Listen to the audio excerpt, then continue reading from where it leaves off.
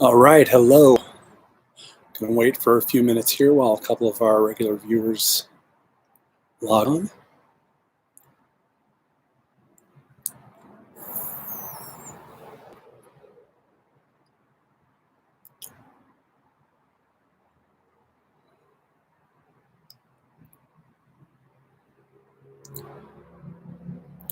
All right, we got a couple of viewers in the house. I guess we can get this show started. Welcome to the Daily Faded. My name is Hetz, and I am your host here tonight, where we will get faded and talk about the news and politics of the day.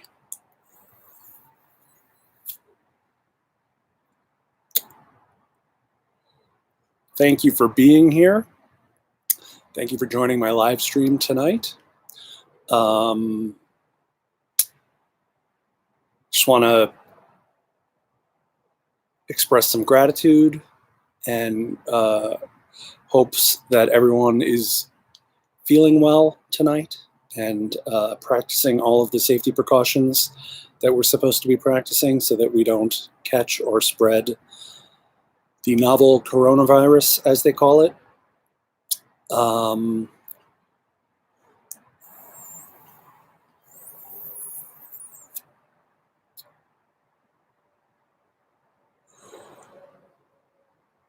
So, breaking news, Denver's signature festival celebrating 420 has been canceled. The horrors of this pandemic never cease. Some of the most recent updates here on the coronavirus: 199,000 plus cases worldwide, creeping up on 200,000 last I looked, which was just a few minutes ago. Over 7,900 deaths worldwide. In the US, we've had 5,904 confirmed cases with 106 deaths. And the three biggest epicenters in the United States are New York, Washington State, and California.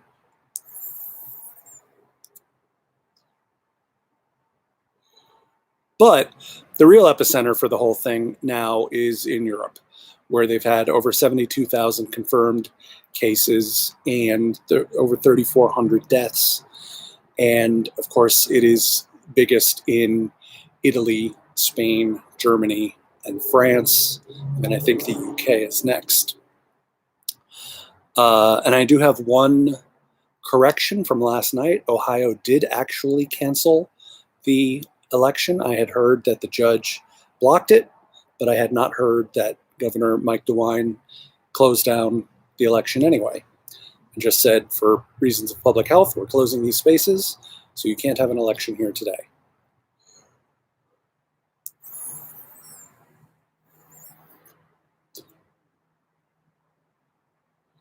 So we had an election tonight, which I'm going to talk about a bit. Biden won all three states, Florida, Illinois, and Arizona. At least I think he won Arizona. I think I just saw that. I was watching Tom and Jerry with my daughter, and I think I saw something about him winning Arizona. I didn't have a chance to check. But there was an interesting statistic that I did see an hour or two ago out of Florida from the exit polls. 59% of the Florida Democratic primary electorate thought that Joe Biden was the candidate to protect and save Social Security. And I think that's an interesting statistic because it really signifies what the truth is about our politics in this country, which is that our politics are largely propaganda politics, because Joe Biden has been an opponent of Social Security his entire career in the Senate. And even in Barack Obama's White House, they tried to make a deal with Paul Ryan. There are endless videos of Joe Biden over the years talking about trying to cut Social Security. So the fact that 59% of Florida Democratic primary voters thought that he's the guy who's good to go on Social Security just goes to show that the mainstream media doesn't do their job and they don't report the truth. They don't tell the truth about Joe Biden's record on Social Security. Bernie Sanders can attack him on the debate stage and they don't fact check it. They don't tell people, actually, there are, at least 6 recorded events of Joe Biden talking about the need to cut Social Security. I mean, damn it, there's that video where he's on the floor of the Senate and he says, either this is a re-election year for me, but I'm taking the risk anyway. And I not only tried to cut him, he's talking about Social Security, Medicare, veterans benefits. And he says, I not only tried to cut it once, I tried to cut it twice, I tried to cut it 3 times, and I tried to cut it a 4th time. So by his own admission, he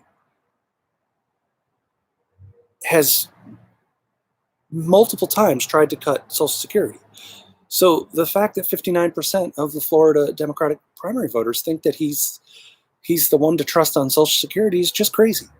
And Bernie Sanders has a long, consistent record of fighting to expand Social Security. So the mainstream media does not tell people the truth. They just don't. And they don't challenge establishment players, by and large.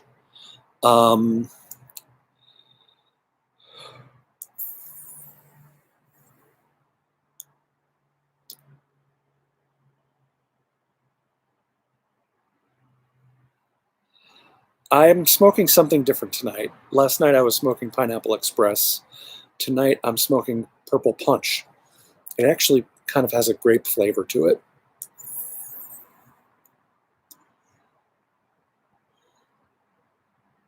So I would like to propose that the 3 primary elections that happened today are not valid. They're not valid. They should not count.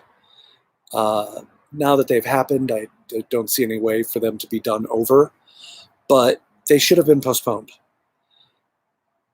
When you've got a situation where people are being told to stay home, to not be in groups of larger than 10 people, and you're asking them to go out and vote, or in the case of the Biden campaign, telling them that it's safe to go out and vote, when the CDC has said don't go someplace where there's going to be more than 10 people. That's not how democracy is supposed to work.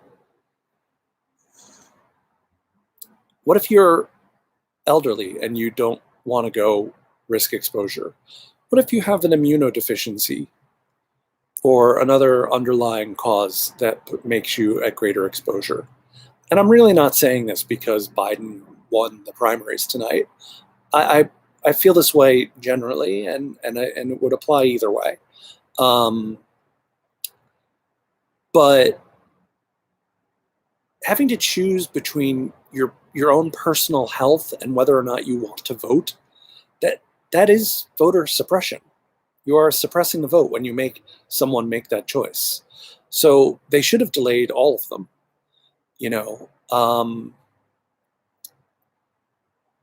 And Joe Biden tweeted yesterday that it's safe to go vote. Simone Sanders was on TV saying that it's safe to go vote. She's his press secretary. And Tom Perez was on Chris Hayes' show last night on MSNBC. And Chris Hayes asked him about it. And Tom Perez said, I respect their decision. It's up to them. Only it's not really up to them. But basically what he was saying is, fuck the CDC. Fuck the pandemic. Fuck the people. We need people voting now. Now. We have Joe-mentum. We need to get this done.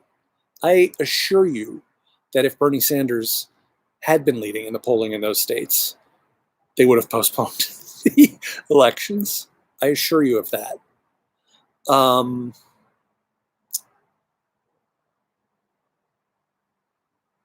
And even Bernie wasn't perfect on this, because Bernie tweeted this morning, early this morning, while Arizona, Florida, and Illinois are still voting today, going to the polls amid coronavirus outbreak is a personal decision, and we respect whichever choice voters make. If you do go to the polls, please see the CDC guidance on keeping yourself safe. So that was somewhat more responsible. The more responsible thing of Bernie would have been to say, it's not safe to go someplace where there's more than 10 people, so you shouldn't go vote today. That would have been the responsible thing for him to say.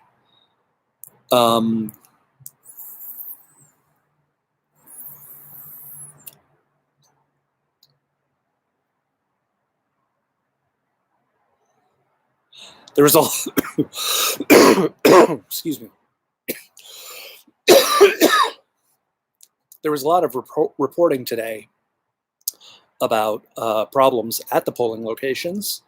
At least 762 poll workers did not show up in Florida today, I saw reported. And I also saw reported that hundreds of election judges in Chicago were no-shows today.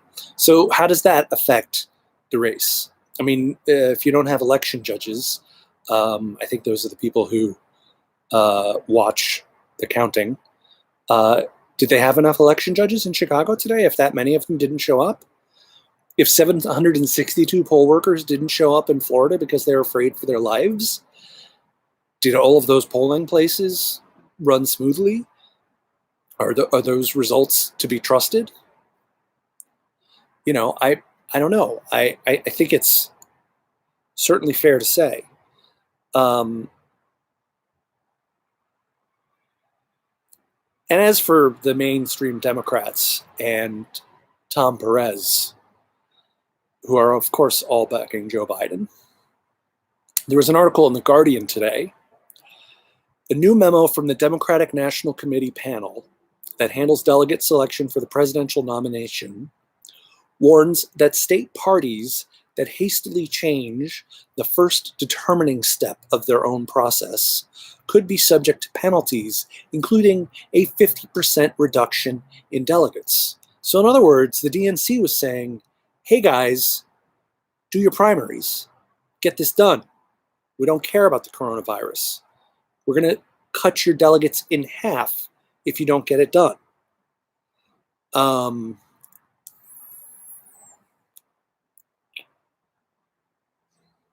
You know, and that's just the DNC saying, hey, we're a private corporation and we get to pick the nominee, which is what they argued in court 2 years ago when they were sued.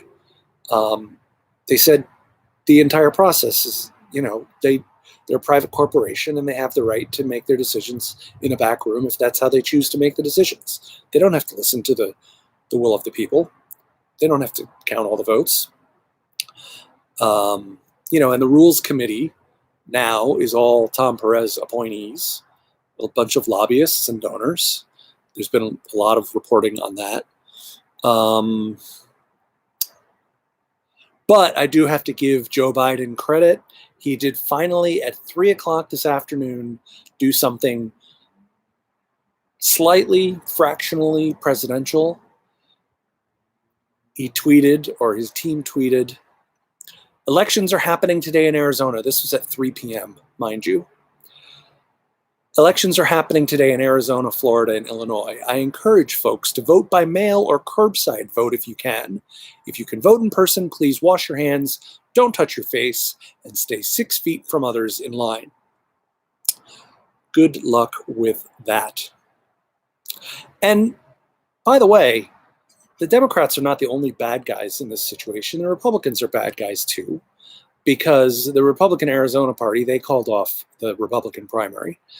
I think they just did that because they didn't care, because several of the states are not holding a Republican primary this year. I know South Carolina isn't holding one. But they had a Republican primary in Illinois and Florida tonight, and that's hundreds of thousands of Republican voters who may have been exposed to the coronavirus at the polls. So both parties are guilty of see that Joe Biden just tweeted, thank you to Arizona, and I wasn't on Twitter to troll him. with my video about is Joe Biden stoned or senile.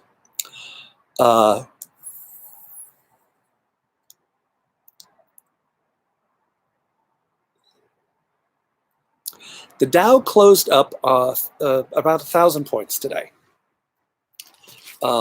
which, if you care about the Dow Jones, that's a good thing. And it's not that I don't care about the Dow. I do want it to do well, generally speaking. But I reject it as the primary or one of two main thermometers of the economy, because most people don't participate in the stock market. So it's really an indicator of the economy for the wealth owners, the not necessarily the oligarchs, but the professional managerial class and above. It doesn't reflect the majority of Americans. It doesn't reflect the 47% of Americans who can't afford a $400 emergency. They're not reflected when the stock market goes up. But when the stock market goes down, it definitely impacts their lives in a negative way. The propaganda that was being pushed by corporate news was that, Trump came out and strongly spoke about helping direct economic aid to the people, and that was why the stock market rebounded. I think it's because of the $850 billion package that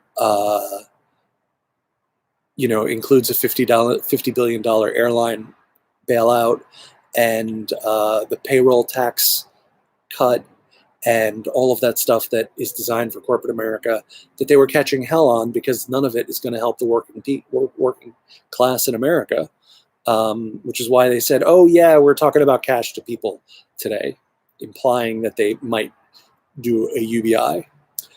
Maybe we'll have a chance to talk about that a little bit later. I think that's dubious. But look, I saw one headline today. I did not note it down, and I wish I had, but I saw one headline today about a think tank publishing a study that predicts a 20% unemployment rate as a result of the coronavirus pandemic. I sure as hell hope that's not true, but it certainly seems feasible when you think about all the restaurants and bars that are closed and all of the airlines that are not running and all of the hotels that are empty. Yeah, 20% unemployment. That definitely seems possible. And I think that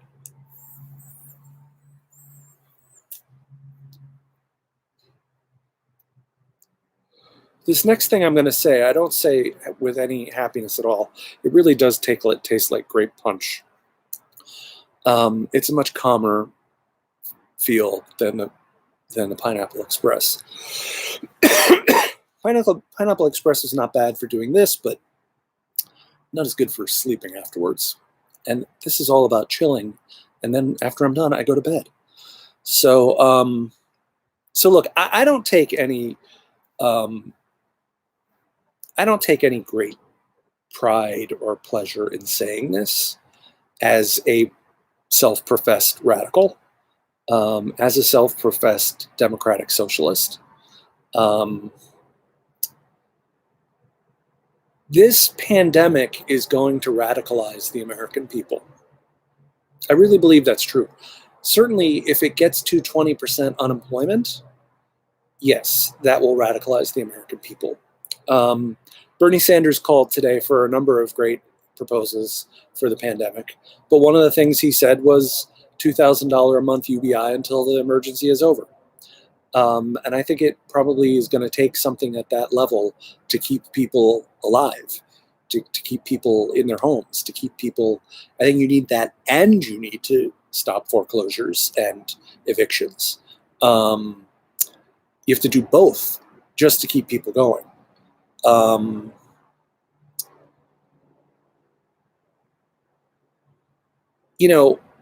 So when the American people have been ravaged by this pandemic, they're going to want everyone to have health care because they're going to realize that they're only as well as the least cared for person. And that means everyone's got to have good health care. You know, there's about 3 homeless encampments within 2 or 3 blocks of my house. I'm going to make an assumption that most of them are not going to the doctor.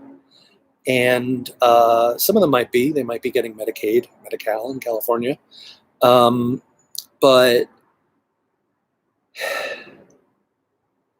the pandemic is going to make people want universal health care. And I'm going to cite I'm going to cite historical precedent here in a minute. When people can't pay their student loans off and they go into default, if the government doesn't take the proper action, then that's going to make people want to cancel all student loans all that much more. It's going to make people demand free public college all that much more. If we have a 2 or 3 year prolonged recession as a result of this pandemic, because getting the economy back on its feet is not going to be an easy thing to do. If the airlines have all stopped flying and every hotel in the country is empty and the restaurants have all gone out of business, or we've saved them, but they haven't been doing business, it's not going to be flipping a switch to getting it up and going again. And people are going to need education. They're going to need to start new careers. They're going to need free public college.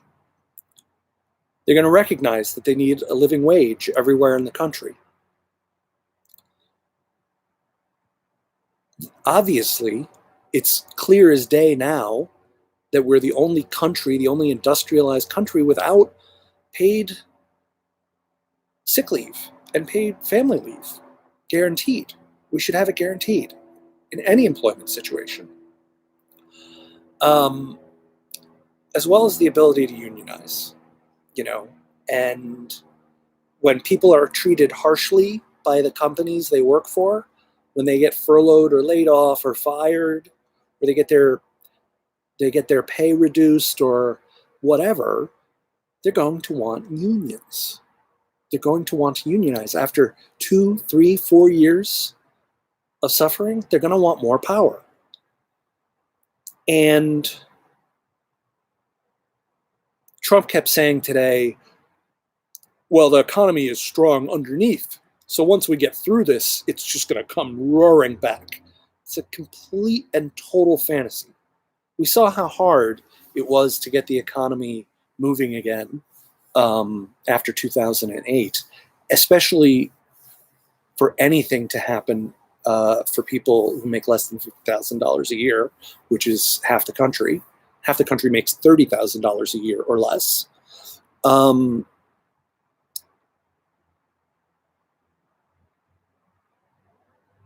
combination of needing investment in the economy and needing infrastructure and needing to rebuild the economy, the combination of that and 2 or 3 or 4 more years of climate disasters and bad climate news, and more, hopefully, explanation that climate change is bad for pandemics, or good for pandemics, depending on how you look at it. There are going to be more pandemics because of climate change. People are going to want a Green New Deal. And I don't think this is just my radical fantasy. I don't think this is just my left-winger fantasy. I've been waiting for these things all my life. I've been waiting for socialized medicine in America since I was a teenager. I felt strongly about that issue. If you look at the successful social democracies of Europe, to the degree that socialism took hold after World War II, and it did, there are democratic socialist parties in pretty much every Western European country. They were coming out of the misery and depredation of 2 world wars. And they said, you know what? We have certain basic demands of our government. And one of them is that you take care of everybody. And look at the socialism in look at the birth of communism.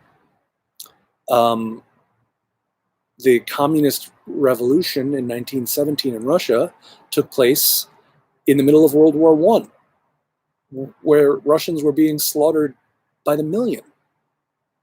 And you had a massive impoverished population in Russia. Massive impoverishment. So you had people suffering terribly there who demanded something different. And look at South America. Cuba, I don't know if that's South America or not. I don't think so. But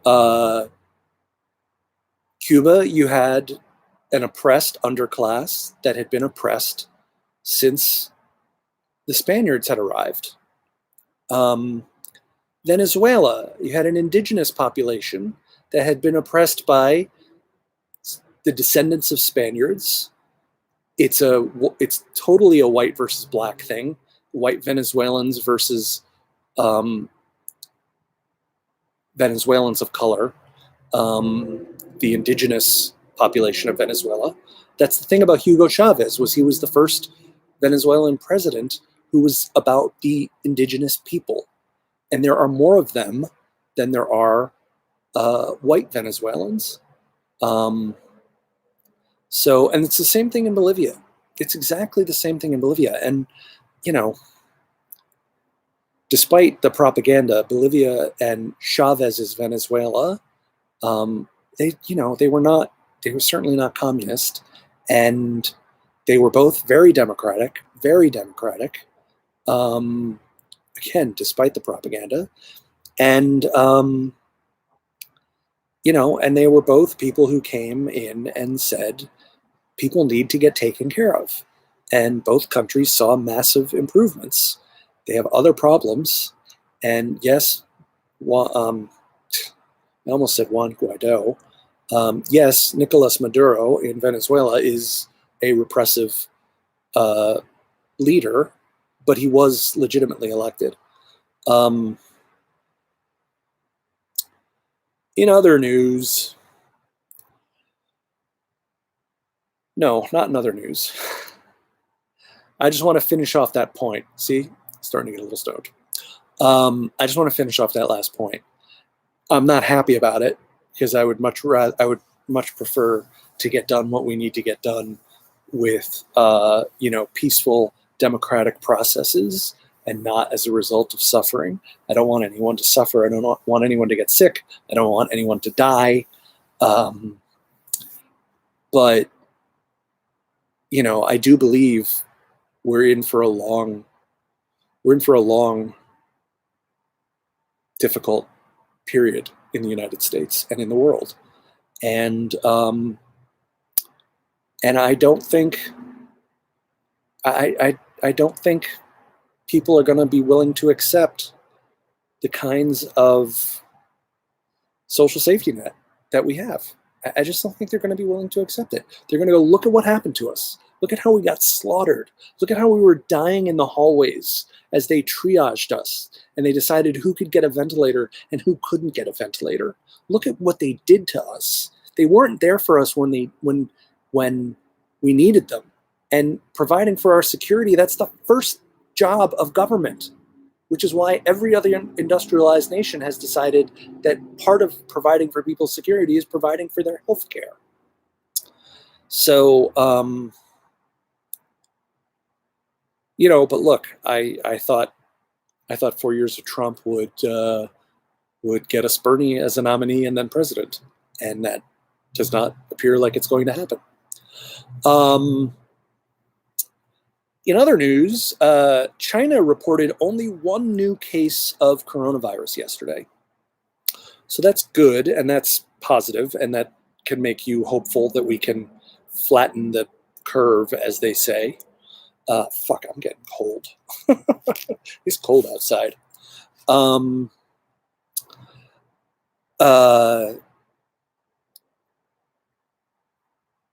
But we haven't taken anything near the draconian measures that China finally took to get the thing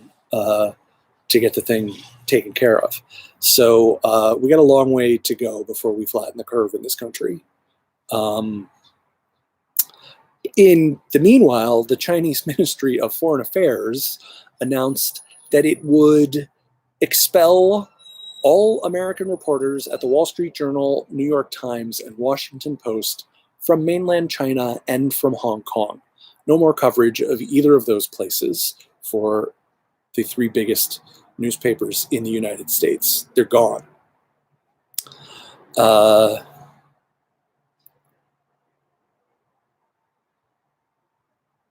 The European Union closed all their external borders today. Whoops, sorry about that.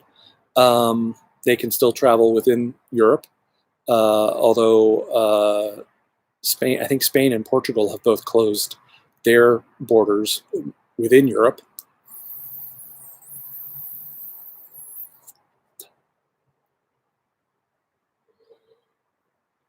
Spain is an interesting case. It's the second highest number of cases in Europe after Italy. Spain is kind of the new Italy in Europe right now. They confirmed 2,000 new cases in 24 hours, and they also doubled the number of deaths. They have the fourth highest number of cases in the world after China, South Korea, and Italy.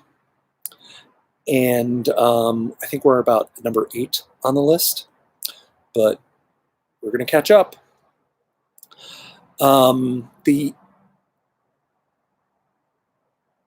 They nationalized all the private hospitals and health companies. There's another sign that we need Medicare for all.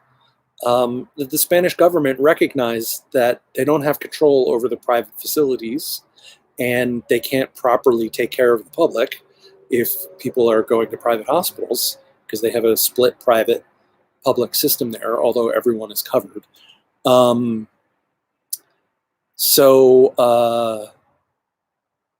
You know, I still can't get over that Joe Biden line about Italy having single payer and look how they're doing. So stupid. South Korea has single payer. They've handled it. In Singapore have handled it better than anyone.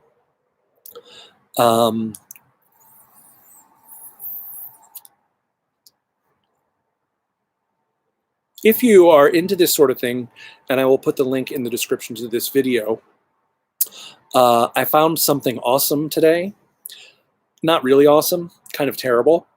www.ncov2019.live, which is a up-to-the-minute searchable database, report card, I don't know, of coronavirus around the world.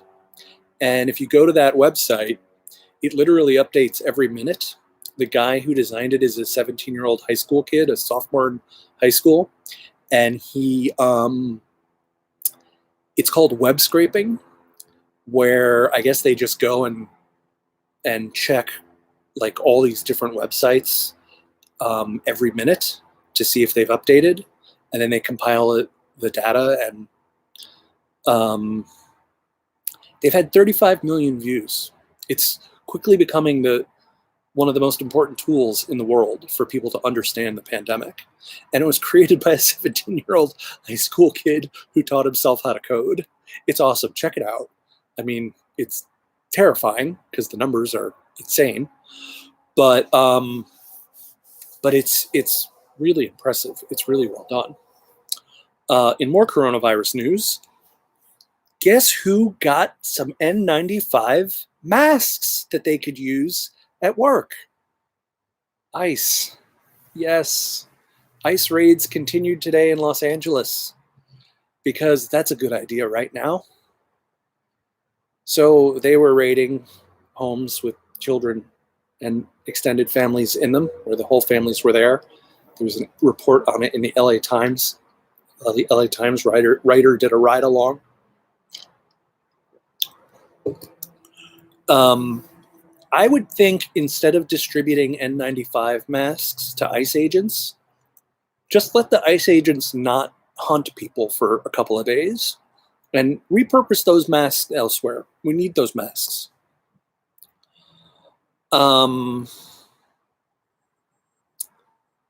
Man, I've got so much more to get into. I really want to talk about Bernie's message at the debate on Sunday, but it's getting late. I have a couple more random things that I'm going to mention to you here. Netanyahu is stepping down. I don't know if you heard that. I would have, called that good news once upon a time. But Benny Gantz, who's putting together the new government and will be the new prime minister, he's the former defense minister. So he's like a hardliner conservative. Maybe not as conservative as Netanyahu or not as corrupt as Netanyahu or something like that. But I have no reason to believe that a Benny Gantz government in Israel won't be shooting Palestinians across the fence for no reason. So I don't think that's good news. I think it's just news. It's not bad news. I don't think it's going to get worse. But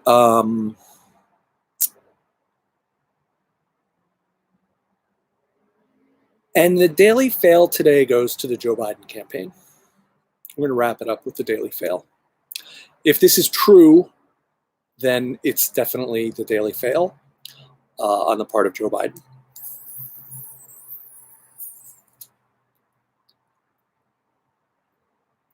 Marcos Melitsas, the founder of Daily Kos, tweeted, hearing insider rumors that Amy Klobuchar is frontrunner for Biden VP pick.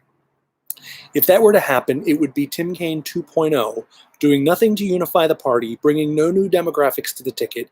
It would be once again a disaster. I don't think Marcos Melitsas is the brightest or most progressive guy around, but he's totally right.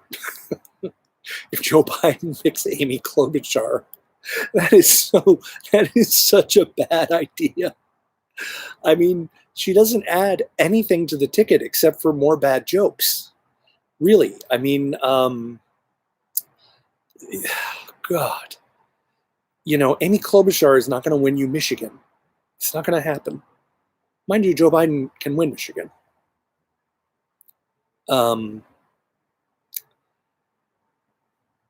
Given the situation.